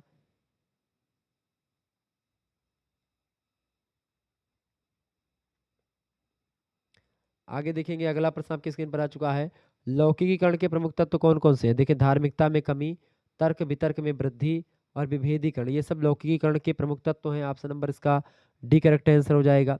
लौकिकीकरण के कारण क्या है? आधुनिक शिक्षा के कारण से लौकिकीकरण बढ़ा है। पश्चिमीकरण और नगरीकरण में विस्तार, ये तीनों कारण है लौकिकीकरण के विस्तार में, लौकिकीकरण के बढ़ने में। डी ऑप्शन उपरोक्त सभी। अगला प्रश्न है, लौकिकीकरण का एक ऐसा विश्वास है या लौकिकीकरण एक ऐसा विश्वास है जिसमें राजनैतिकताएं, शिक्षा इत्यादि धर्म से संबंधित होनी चाहिए। यह परिभाषा किससे संबंधित है? फटाफट से आप बताने का प्रयास करेंगे। यह परिभाषा चैम्बर्स से रिलेटेड है। ऑप्शन नंबर इसका ए करेक्ट आंसर हो जाएगा। ये बात ध्यान रखिएगा। ओके, आगे बढ़ते हैं और भी चीज़ों को जानने का प्रयास करते हैं। फटाफट से एक बार वीडियो को लाइक और शेयर आप लोग जरूर कर दीजिएगा। ऐसे ही प्रश्न आपकी परीक्षा में आते रहते हैं, ये बात ध्यान रखिएगा। ओके, चलिए। प्रश्न है श्यामा चरण दुबे। श्यामा चरण दुबे आपको नाम सुनने में थोड़ा सा और लग रहा होगा। इनका शॉर्ट फॉर्म में क्या नाम है? यस्सी दुबे आप लोग इनको कहते हैं। क्या बोलते हैं? यस सी दुबे बोलते हैं इनको। ठीक है, यस्सी दुबे। आप लोगों ने सुना होगा नाम यस्सी दुबे का, बिल्कुल सुना होगा। तो यस्सी दुबे का ही पूरा नाम है श्यामा चरण दुबे। ठीक है, ग्राम अध्ययन को लेकर के इन्होंने इंडियन विलेज नाम की एक पुस्तक लिखी है 1955 में। बड़ा फेमस पुस्तक हो रही है दुबे जी की, ये बात ध्यान रखेंगे। अब मानव और संस्कृति इन्होंने एक पुस्तक लिखी है, भारतीय ग्राम पुस्तक लिखी है, विकास का मानव शास्त्र लिखी, संक्रमण की पीड़ा इन्होंने पुस्तक लिखी है। तो इसके अलावा इंडियन विलेज तो 1955 में लिखा है। ठीक है, और बड़ी फेमस पुस्तक है। इसके अलावा एक पुस्तक इनकी और है, इंडियन चेंजिंग विलेजेस, यानी जो भारतीय गांव में जो बदलाव हो रहे हैं उसको लेकर के पुस्तक लिखा है। हालांकि यस्सी दुबे जो फेमस है वो इंडियन विलेज से फेमस है। ठीक है, ये बात ध्यान रखिएगा। यस्सी दुबे का जन्म जो होता है 1922 में होता है, 1996 में मृत्यु होती है। सुप्रसिद्ध मानव शास्त्री और समाजशास्त्री रहे भारत के। संरचनात्मक प्रकार्यात्मक उपागम के आधार पर गांव के अध्ययन में काफ़ी प्रतिष्ठा इनको मिली है।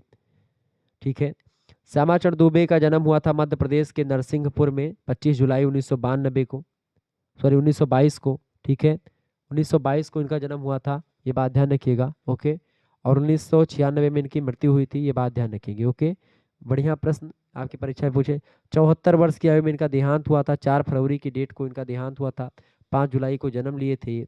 नागपुर विश्वविद्यालय में उन्होंने राजनीति विज्ञान के स्नातकोत्तर यानी एमए की परीक्षा उत्तीर्ण करी नागपुर विश्वविद्यालय से। मध्य प्रदेश की कमार जनजाति में बदलती खेती पर उन्होंने शोध कार्य भी किया था। देश विदेश में उन्होंने समाजशास्त्र और मानव शास्त्र का अध्ययन किया। बाद में लखनऊ विश्वविद्यालय में उन्होंने राजनीति शास्त्र विभाग में अपनी सेवा दी। और इनकी बड़ी फेमस पुस्तक आप सभी लोगों को पता होगा। ठीक है, इंडियन विलेज। ठीक है, 1955। अब आगे प्रश्न जो पूछा गया है, प्रश्न क्या पूछा गया है? The study of complex culture कब लिखी गई पुस्तक? The study of complex culture, फटाफट से आप बताने का प्रयास करेंगे। The study of complex culture पुस्तक की अगर बात की जाए तो कब लिखी गई पुस्तक? फटाफट से आप लोग बताने का प्रयास करेंगे। The study of complex culture 1965 में लिखी गई पुस्तक है। ऑप्शन नंबर इसका ए करेक्ट आंसर होगा। अगला प्रश्न, श्यामाचरण दुबे द्वारा रचित पुस्तक एक्सप्लेसमेंट एंड मैनेजमेंट ऑफ चेंज, इस पुस्तक का प्रकाशन कब हुआ? बताइए, इस पुस्तक को लिखा किसने है? तो श्यामाचरण दुबे ने लिखा है। कौन सी पुस्तक? Explanations and management of change. इस पुस्तक को लिखा गया है 1971 में, मतलब प्रकाशन हुआ है 1971 में, ए ऑप्शन। अगला प्रश्न है, contemporary India and its modernization, ये पुस्तक का नाम है। इसको किसने लिखा है? इसको भी इन्होंने लिखा, श्यामाचरण दुबे ने। ठीक है, कब प्रकाशन हुआ है? 1974 में प्रकाशन हुआ है, ये ऑप्शन करेक्ट आंसर होगा। श्यामाचरण दुबे की रचना है इनमें से, श्यामाचरण दुबे की रचना देखिए, द कुमार इंडियन विलेज, ये पुस्तक इन्हीं की है। इंडियाज चेंजिंग विलेज, ये भी पुस्तक इनकी है। ट्रिबल हेरिटेज ऑफ इंडिया, ये पुस्तक भी श्यामाचरण दुबे यानी यस्सी दुबे की है। ऑप्शन नंबर डी लगा देंगे, ऊपर सभी पुस्तकें श्यामाचरण दुबे की हैं। तो इन तीनों पुस्तकों के नाम ध्यान रखिए, कभी आपसे पूछ सकता है द कुमार इंडियन विलेज पुस्तक किसने लिखी है, या इंडियन विलेज जो पुस्तक है उसी को द कुमार इंडियन विलेज भी कहते हैं। तो ये पुस्तक किसने लिखी? श्यामाचरण दुबे, यस्सी दुबे ने लिखी है। इंडियन चेंजिंग विलेज किसने लिखी है? श्यामाचरण दुबे ने लिखी है। ट्राइबल हेरिटेज ऑफ इंडिया पुस्तक किसने लिखी है? श्यामाचरण दुबे ने लिखी है। ध्यान रखिएगा इस बात को। श्यामाचरण दुबे द्वारा रचित रचना इंडियन सोसाइटी का प्रकाशन कब हुआ? इंडियन सोसाइटी का प्रकाशन कब हुआ भैया? फटाफट से आप बताएंगे। तो इंडियन सोसाइटी का जो प्रकाशन हुआ पुस्तक है, ये इंडियन सोसाइटी पुस्तक है, यस्सी दुबे ने लिखी है। इसका प्रकाशन जो हुआ 1990 में हुआ। ऑप्शन नंबर इसका ए करेक्ट आंसर होगा। अगला प्रश्न है, अंडरस्टैंडिंग चेंज किसकी पुस्तक है? अंडरस्टैंडिंग चेंज पुस्तक को श्यामाचरण दुबे यानी यस्सी दुबे ने ही लिखा है। ए ऑप्शन इसका भी करेक्ट आंसर हो जाएगा। ठीक है, श्यामाचरण दुबे। आगे देखिएगा, अगला प्रश्न, मॉडर्नाइजेशन एंड डेवलपमेंट, मॉडर्नाइजेशन और डेवलपमेंट पुस्तक किसने लिखा है? मॉडर्नाइजेशन और डेवलपमेंट पुस्तक को लिखा श्यामाचरण दुबे यानी यस्सी दुबे ने। ठीक है, ध्यान रखिएगा। India's changing villages, India's changing villages, ये भी श्यामाचरण दुबे की ही पुस्तक है। ये ऑप्शन प्रभु जाति के तत्व कौन कौन से हैं? जनसंख्या शक्ति, भूमि पर अर्थ शक्ति और राजनीतिक शक्ति। ये जिसके पास होती है वही प्रभु जाति, वही बड़ी जाति, वही प्रभावी जाति होती है। D option. अगला प्रश्न, धर्मनिरपेक्षता का क्या अर्थ है? धर्मनिरपेक्षता का अर्थ विभिन्न धर्मों का सह अस्तित्व, अन्य धर्मों के प्रति श्रद्धा, राज्य का अपना कोई धर्म नहीं होगा। बिल्कुल ये तीनों चीजें बिल्कुल सटीक है धर्मनिरपेक्षता के अर्थ को लेकर के। डी ऑप्शन लगा देंगे, उपरोक्त तो सभी बातें बिल्कुल सत्य हैं। आगे देखेंगे, अगला प्रश्न है, पश्चिमीकरण को किस तरह की अवधारणा माना जाता है? पश्चिमीकरण को किस तरह की अवधारणा माना जाता है भैया? पश्चिमीकरण को किस तरह की अवधारणा माना जाता है? क्षेत्रीय, यूरोपीय, तटस्थ या भौतिक अवधारणा? तो पश्चिमीकरण को तटस्थ अवधारणा माना जाता है। ठीक है, पश्चिमीकरण को कैसी अवधारणा मानते हैं? तटस्थ अवधारणा। Option number C correct answer होगा। पश्चिमीकरण की अवधारणा किसने दी है? पश्चिमीकरण, लौकिकरण, ये सब जब कर्ण की बात आए तब कभी कभी आप क्या लगाएंगे? हमेशा एम एन श्रीनिवास लगाएंगे। 1966 में पश्चिमीकरण की अवधारणा दी थी एम एन श्रीनिवास ने, ये बात ध्यान रखेंगे। प्रभुजात की अवधारणा किसने दी है? एम एन श्रीनिवास ने दी है। संस्कृतिकरण की अवधारणा किसने दी है? श्रीनिवास ने दी है। ठीक है, ये सब ध्यान रखिएगा, परीक्षा की दृष्टि से बहुत ही महत्वपूर्ण प्रश्न है। ठीक है, इसके अलावा योगेंद्र सिंह से भी बहुत प्रश्न आपसे पूछा जाता है, ये बात ध्यान रखेंगे। योगेंद्र सिंह की अगर बात की जाए, योगेंद्र सिंह जो है ये भी बड़े विद्वान आदमी हैं। और योगेंद्र सिंह की अगर बात करें तो योगेंद्र सिंह जो हैं ये भी भारतीय समाजशास्त्री रहे हैं। और प्रकार, ना तो ये प्रकारवादी हैं ना ही यथार्थवादी हैं। और उन्होंने परिप्रेक्ष्य संदर्भ के आधार पर भारतीय समाज को समझा और उसका सैद्धांतिक विश्लेषण प्रस्तुत किया। उनकी रचनाओं में आप देखेंगे संरचनात्मक, प्रकार्यात्मक, संरचनात्मक और ऐतिहासिक, सांस्कृतिकवाद, मार्क्सवादी, तमाम प्रकार के विचारधारा से प्रेरित मिलेंगे आपको। मॉडर्नाइजेशन ऑफ इंडियन ट्रेडिशन 1973 में प्रकाशित पुस्तक है, योगेंद्र सिंह की बड़ी फेमस पुस्तक है। इसके अलावा यस्से एंड मॉडर्नाइजेशन, ये पुस्तक 1977 में प्रकाशित हुई, बड़ी फेमस है। आपसे एक प्रश्न और पूछता है, for a sociology of India, for a sociology of India पुस्तक किसने लिखी है? 1967 में प्रकाशित हुई है और इसको योगेंद्र सिंह ने ही लिखा है। योगेंद्र सिंह जो है जवाहरलाल नेहरू विश्वविद्यालय के centre for the study of social system में जो है एमरेट्स प्रोफेसर रहे। उत्तर प्रदेश के बस्ती जिले के गांव में एक जमींदार परिवार में 1932 में योगेंद्र सिंह का जन्म हुआ था। एक प्रतिष्ठित विद्वान तथा सिद्धांत शास्त्री रहे प्रोफेसर योगेंद्र सिंह। ठीक है, कई विश्वविद्यालयों में शिक्षण कार्य किया। एशिया, खासकर दक्षिण एशिया के कई महत्वपूर्ण देशों में उन्होंने क्षेत्रीय कार्य पर फैक्ट इकट्ठा किया, तथ्य इकट्ठा किया। भारतीय समाजशास्त्र में बड़े लोकप्रिय रहे हैं योगेंद्र सिंह। ठीक है, ये बात ध्यान रखेंगे। तो इस तरीके से योगेंद्र सिंह जो है ये बड़े फेमस व्यक्ति रहे हैं और मैंने सोचा कि इनके बारे में भी कुछ आपको बता दें। प्रश्न आपसे बनता है तो मैंने सोचा बिल्कुल बताना चाहिए। आगे देखें, अक्षय रमन लाल देसाई, ए आर देसाई इनका शॉर्ट फॉर्म में नाम है, ए आर देसाई। और इनका पूरा नाम क्या है? अक्षय रमन लाल देसाई। ध्यान रखिएगा इस बात को, ये भी बड़े अच्छे समाजशास्त्री हैं, भारतीय समाजशास्त्री हैं, ध्यान रखिएगा। ठीक है, ए आर देसाई, ए आर देसाई का पूरा नाम क्या है? अक्षय रमन लाल देसाई। ठीक है, मार्क्सवादी आधार पर ये एक प्रकार से आगे बढ़ते हैं। इनकी पहली संपूर्ण रचना जो है उसका नाम है social background of Indian nationalism. ठीक है, ये पुस्तक बड़ी फेमस है इनकी। प्रश्न आपकी स्क्रीन पर आ चुका, फटाफट से आप सभी लोग देखेंगे। प्रश्न है कि इनका जन्म कब हुआ था? अक्षय रमन लाल देसाई का जन्म कब हुआ था? इनका जन्म हुआ था 16 अप्रैल 1915 को। ठीक है, इनकी मृत्यु हुई थी कब? इनकी मृत्यु हुई थी 12 नवंबर 1994 को। 12 नवंबर 1994 को इनका एक प्रकार से निधन हुआ था, ध्यान रखिएगा। 79 वर्ष जो है लगभग ये जीवित रहे थे। अगला प्रश्न है, अक्षय रमनलाल देसाई बम्बई विश्वविद्यालय के विभाग के अध्यक्ष कब बने? यानी कि विभागाध्यक्ष कब बने अक्षय रमनलाल देसाई बम्बई विश्वविद्यालय के? 1947 में ये बने विभागाध्यक्ष। ठीक है, ध्यान रखिएगा इस बात को। और 1976 में एक प्रकार से सेवानिवृत्त हुए, यानी कि रिटायर लिया। ओके, ए आर देसाई की मैं बात कर रहा हूँ, ए आर देसाई। ठीक है,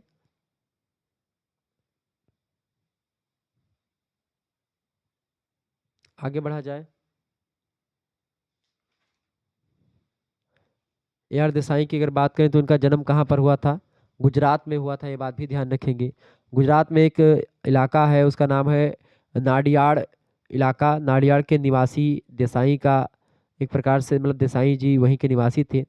और बचपन में उन पर उनके पिता रमन लाल बसंत लाल देसाई का प्रभाव था। 1946 में जो है जीएस घुरिये के निर्देशन में पीएचडी इन्होंने करी थी। जीएस घुरिये के शिष्य थे एआर देसाई। ठीक है। मुंबई विश्वविद्यालय में अध्ययन किया। 1947 में विभाग के अध्यक्ष बन जाते मुंबई विश्वविद्यालय में। 1947 में विवाह होता है इनका। इनकी पत्नी का नाम था नीरा देसाई। ठीक है। जो महिला अध्ययनों में एक प्रकार से बढ़ चढ़ करके भाग लिया करती थी। 1947 में जब विवाह इनका हो जाता है उनके साथ, उसके बाद में 1953 में उन्होंने ट्राटस्की रेवोल्यूशनरी सोशलिस्ट पार्टी की सदस्यता भी ग्रहण कर ली। 1981 में उन्होंने पार्टी से इस्तीफा भी दे दिया। तो इस तरीके से एआर देसाई जो है ये रहे हैं। ओके, आगे बढ़ा जाए। अगला प्रश्न इनसे रिलेटेड जो बनता है आपका, Akshay Ramanlal Desai Trotsky revolutionary socialist party की सदस्यता कब ग्रहण की इन्होंने? तो ग्रहण कब करी थी भाई? ग्रहण करी थी 1981 में। Option number A correct answer होगा। अगला प्रश्न है, अक्षय रमनलाल देसाई ने अपने अध्ययनों में किस पद्धति का उपयोग किया था? तो किस पद्धति का उपयोग किया था इन्होंने? इन्होंने ऐतिहासिक पद्धति का प्रयोग किया था, ऐतिहासिक पदात्मक पद्धति। अगला प्रश्न है, ए आर देसाई प्रभावित थे किससे? ए आर देसाई वैसे तो प्रभावित मार्क्स और एंजल्स सभी से थे, लेकिन इन पर जो प्रभाव पड़ा था उनका पड़ा था बेलियान टाटस्की का। इनके कई लेखों को ए आर देसाई ने पढ़ा था और उससे बहुत प्रभावित थे।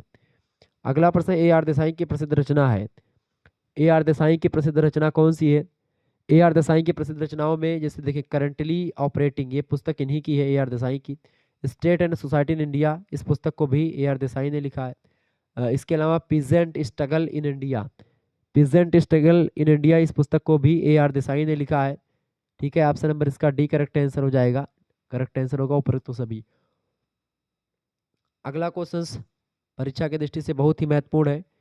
प्रश्न है, ए आर देसाई की रचना the social background of Indian nationalism, इसका प्रकाशन कब हुआ? बड़ी फेमस पुस्तक है the social background of Indian nationalism. इस पुस्तक का प्रकाशन 1948 में होता है। Option number A correct answer होगा। करेंटली ऑपरेटिंग, इस पुस्तक का प्रकाशन कब हुआ? ए आर देसाई की पुस्तक ही है, 1973 में इसका प्रकाशन हुआ है। ए ऑप्शन करेक्ट आंसर होगा। अगला प्रश्न है, ए आर देसाई की पुस्तक eminent feature of Indian nationalism, इस पुस्तक का प्रकाशन कब हुआ है? 1975 में इस पुस्तक का प्रकाशन हुआ। इसका ए ऑप्शन करेक्ट आंसर हो जाएगा। इसके अलावा अगला प्रश्न है, देखिए ये पुस्तक हो गया ना, eminent feature of Indian nationalism का प्रकाशन कब हुआ? इसका प्रकाशन 1975 में हुआ है। अगला प्रश्न आपकी स्क्रीन पर आ चुका, ए आर देसाई की पुस्तक है the issue and problem of rural sociology in India. इस पुस्तक को ध्यान रखिएगा, परीक्षा में कई बार आया है। The issue and problem of rural sociology, यानी जो ग्रामीण सोशियोलॉजी है या ग्रामीण भारतीय इलाका है, वहाँ पर जो सामाजिक जो मुद्दे हैं और सामाजिक जो समस्याएं हैं उन पर पुस्तक है ये। और इस पुस्तक को प्रकाशन जो है हुआ 1969 में, ये बात ध्यान रखिएगा। इसके अलावा एक पुस्तक है इनकी state and society in India, प्रकाशन कब हुआ? 1975 में। रूरल इंडिया इन ट्रांजिशन पुस्तक 1979 में प्रकाशन हुआ। ये सब पुस्तकों को ध्यान रखिएगा। ठीक है, आगे देखेंगे। अगला प्रश्न है आंद्रे बित्ताई। ठीक है, आंद्रे बित्ताई की बात करी जाए तो दिल्ली विश्वविद्यालय के घटक दिल्ली स्कूल ऑफ इकोनॉमिक्स में प्रोफेसर जो है एमरेट्स रहे। 1992 में उनकी योग्यता को देखते हुए उनको ब्रिटिश अकादमी की फेलोशिप प्रदान करी गई। 2005 में अकादमिक जगत को उनकी सेवाओं और विशेष रूप से समाजशास्त्र की सेवा के लिए उन्हें पद्म भूषण से सम्मानित भी किया गया 2005 में। आंद्रे बिताई का जन्म जो हुआ था सितंबर 1934 में हुआ था चंदन नगर में, ध्यान रखिएगा। ओके, और आंद्रे बिताई जो है ये कई पुस्तकें इन्होंने लिखी है। ठीक है, इनकी एक पुस्तक है the idea of natural inequality and other essays. ये पुस्तक इनकी है, कब प्रकाशन में आई? 1983 में इसका प्रकाशन हुआ है। प्रश्न ये पूछा गया कि इसका प्रकाशन कब हुआ है, तो 1983 में इस पुस्तक का प्रकाशन हुआ, ये बात ध्यान रखिएगा। हालांकि इनकी एक पुस्तक है इनइक्वलिटी एंड सोशल चेंज, इसका प्रकाशन 1972 में हुआ। 1974 में इनकी एक पुस्तक का प्रकाशन हुआ study in Aryan social structure. इसके अलावा एक पुस्तक इनकी और है the backward classes in contemporary India, 1992 में इस पुस्तक का प्रकाशन हुआ। ऐसे कई सारी पुस्तकें लिखी हैं जिनके प्रकाशन के बारे में आपको नहीं पता, हालांकि इसे Marxism and class analysis, ideology and social science, ऐसे तमाम पुस्तकों को लिखा आंद्रे बिताई ने, ध्यान रखिएगा। ओके, प्रश्न आपसे पूछा गया इनका जन्म मतलब आंद्रे बिताई के बारे में। तो आंद्रे बिताई के बारे में क्या पूछा गया कि इनकी पुस्तक का प्रकाशन the idea of natural inequality and other essays का प्रकाशन कब हुआ? 1983 में। ए ऑप्शन करेक्ट आंसर होगा, बिल्कुल ठीक है। अगला प्रश्न है, आंद्रे बिताई की कौन सी रचना का संबंध वर्गों का निर्माण तथा वर्ग चैतन्यता से रिलेटेड है? बताएं, फटाफट से आप बताने का प्रयास करेंगे। तो आंद्रे बिताई की अगर बात करें, आंद्रे बिताई की कौन सी रचना का संबंध वर्गों का निर्माण तथा वर्ग चैतन्यता से संबंधित है? तो इनकी रचना है studies in agrarian social structure. इस पुस्तक की अगर बात करें तो इस पुस्तक का संबंध वर्गों का निर्माण और वर्ग चैतन्यता से है। Option number A correct answer हो जाएगा। बाकी पुस्तकें भी उन्हीं की हैं। The idea and natural inequality and other essays, ये पुस्तक भी आंद्रे बिताई ने लिखा है। Society and politics in India, इस पुस्तक को भी आंद्रे बिताई ने लिखा है, ध्यान रखिएगा। अगला प्रश्न है, आंद्रे बिताई की कौन सी रचना वर्तमान की निर्जातीयता से संबंधित है? बताएं, आंद्रे बिताई की कौन सी रचना वर्तमान की निर्जातीयता से रिलेटेड है? फटाफट से आप बताने का प्रयास करेंगे। तो society and politics in India, ये पुस्तक जो है रिलेटेड है। ऑप्शन नंबर इसका ए करेक्ट आंसर हो जाएगा। Society and politics in India पुस्तक जो है ये आंद्रे बिताई की रचना है, जो कि वर्तमान की निर्जातीयता से रिलेटेड है। निर्जातीयता का मतलब होता है एक प्रकार संजातीयता, या निर्जातीयता का मतलब एक ही होता है, एक ही समूह के लोग, एक ही भाषा के लोग, एक ही जाति के लोग, एक ही समुदाय के लोग जब इकट्ठा रहते हैं उसी को निर्जातीयता कहते हैं, संजातीयता कहते हैं। ठीक है, ध्यान रखिएगा। आगे देखिएगा, अगला प्रश्न है, समाज शास्त्र तथा सामाजिक मानव शास्त्र के पारस्परिक संबंधों की सबसे पहली चर्चा किस पुस्तक में आंद्रे बिताई ने करी थी? सबसे पहले जो है उस किस पुस्तक में होती है?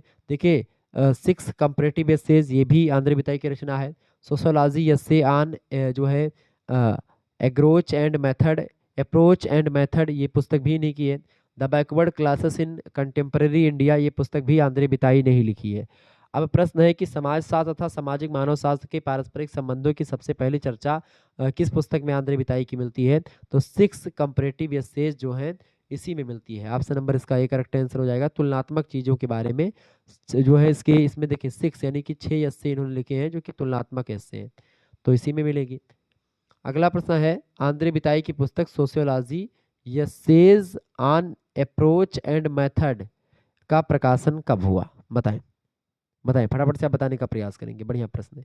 आंद्रे बिताई की पुस्तक sociology essays on approach and method, इस पुस्तक का प्रकाशन 2002 में हुआ, बिल्कुल ये ऑप्शन करेक्ट आंसर होगा। अगला प्रश्न, 6 कंपैरेटिव एसे आंद्रे बिताई की पुस्तक का प्रकाशन कब हुआ? 6 कंपैरेटिव एसेज आंद्रे बिताई की एक पुस्तक है, इसका प्रकाशन 1947 में हुआ। Option number A correct answer हो जाएगा। अगला प्रश्न आपकी स्क्रीन पर आ चुका है, यह किसका कहना है कि अमेरिकन समाजशास्त्र आनुभाविकता और जर्मन समाजशास्त्र दार्शनिक आधारों को प्रधानता या प्रधान मानता है? बताएं, किसने कहा? कार्ल मैनहीम, आंद्रे बिताई, योगेंद्र सिंह, इरावती करबे। अमेरिकन समाजशास्त्र अनुभाविकता और जर्मन समाजशास्त्र दार्शनिक आधारों को प्रधानता या प्रधान मानता है, ये कार्ल मैनहीम का कथन है। Option number A correct answer हो जाएगा इसका। आगे देखिएगा, अगला प्रश्न आपकी स्क्रीन पर आ चुका है, यह विचार किसका है कि मात्र एक तुलनात्मक विज्ञान सभी प्रकार के समाजों का अध्ययन कर सकता है और वह समाजशास्त्र ही है? यह विचार किसने दिया कि मात्र एक तुलनात्मक विज्ञान जो होगा वो सभी प्रकार के समाजों का अध्ययन कर सकता है और वह समाजशास्त्र ही ऐसा विषय है? ये आंद्रे बिताई ने कहा, या रेडक्लिफ ब्राउन ने कहा, या योगेंद्र सिंह ने कहा, या फिर इन सभी ने कहा? तो भाई इसको कहा था रेडक्लिफ ब्राउन ने। ऑप्शन नंबर इसका डी करेक्ट आंसर हो जाएगा। बढ़िया प्रश्न है परीक्षा की दृष्टि से, ये बात ध्यान रखेंगे। और भी प्रश्न आपसे परीक्षा की दृष्टि से इंपॉर्टेंट है जो कि पूछे जा सकते हैं, ध्यान रखिएगा उस बात को। ठीक है,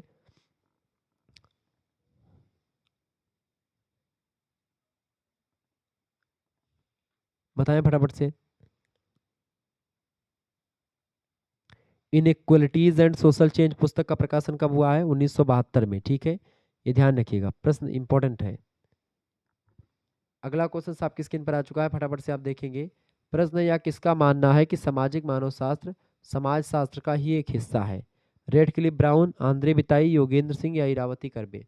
बताएं, सामाजिक मानव शास्त्र समाज शास्त्र का एक ही मतलब का ही एक हिस्सा है। जो सामाजिक मानव शास्त्र है ये समाज शास्त्र का एक हिस्सा है, ये कथन रेड क्लिफ ब्राउन का है। ऑप्शन नंबर इसका ए करेक्ट आंसर हो जाएगा।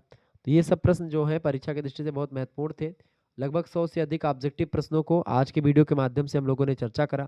बहुत विस्तार से हमने हर एक चीज़ के बारे में बताया। आप लोगों ने आज की वीडियो के माध्यम से हर एक समाजशास्त्रियों के बारे में, जो कि समाजशास्त्री हैं, भारतीय समाजशास्त्री हैं, उनके बारे में मैंने आपको बताते हुए साथ में चला हूँ, ताकि अब कोई दिक्कत ना हो आपको, इससे आप समझते हुए आगे बढ़ेंगे। जीएस घुरिये के बारे में मैंने बताया, राधा कमल मुखर्जी के बारे में बताया, डीबी मुखर्जी के बारे में, इरावती कर्वे के बारे में बताया, ठीक है, एमएन श्रीनिवास के बारे में बताया, एससी दुबे के बारे में बताया, एआर देसाई के बारे में बताया मैंने, ठीक है, आंद्रे बिताई के बारे में बताया। तो ये आपके लगभग जो है जो 8 विद्वान हैं, उनके बारे में मैंने आपको लगभग समझा दिया, बता दिया, ठीक है। 8 विद्वान जैसे जीएस घुरिये पहले, राधा कमल मुखर्जी दूसरे, D P Mukherjee, Irawati Karve, M N Srinivas, S C Dube, A R Desai, Andre Beteille, ये 8 समाजशास्त्री हैं। इनके बारे में आपको पढ़ना है विस्तार से, और यहीं से प्रश्न आपकी परीक्षा में खूब बनने वाले हैं। इसके अलावा योगेंद्र सिंह से भी प्रश्न बने हैं, और इसके अलावा डीएन मजूमदार से भी प्रश्न बनते हैं। डीएन मजूमदार और योगेंद्र सिंह, ये 2 लोग और हैं, इनके बारे में भी मैंने आपको बता दिया। यानी 10 समाजशास्त्री आपको पढ़ने थे आपके मतलब पाठ्यक्रम के अकॉर्डिंग, और उन सभी से बनने वाले प्रश्नों को मैंने आज की वीडियो के माध्यम से एक ही वीडियो में सबको बता दिया। बाकी और भी 1 या 2 मॉडल पेपर में दूंगा, जिसमें आपको विस्तार से समझाऊंगा।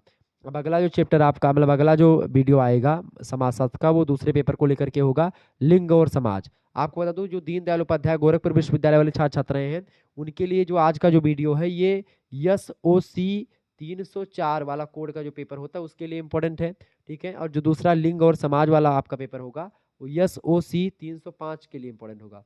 बाकी विश्वविद्यालय में झंझट नहीं है। बाकी विश्वविद्यालय पेपर 1 जो आपका है, वो आपका जो ये पेपर 1 मानी भारतीय समाजशास्त्र के पथ प्रदर्शक, पॉइंटर्स ऑफ इंडियन सोशियोलॉजी, ये आपका हो गया। अब अगला जो आएगा जेंडर एंड सोसाइटी वाला जो पेपर है, उससे बनने वाले इंपॉर्टेंट प्रश्नों के बारे में मैं चर्चा करूंगा, ठीक है। विस्तार से जानूंगा कि वहाँ से कौन कौन से प्रश्न आपकी परीक्षा में आ सकते हैं, ठीक है। चलिए फिर मिलते हैं हम नेक्स्ट वीडियो में, तब तक के लिए जय हिंद, जय भारत। आप सभी का बहुत बहुत धन्यवाद। हमारे से जुड़ने के लिए इसी प्रकार से अपना प्यार बनाए रखेंगे। गुड नाइट, भी बहुत बहुत धन्यवाद, ठीक है, गुड नाइट। और इसके बाद में भी जो है होम साइंस की क्लास लगी हुई है, अगर आप लोगों ने नहीं देखा तो देख लीजिएगा उसको, ठीक है। 9 बजे से आपकी होम साइंस की क्लास है।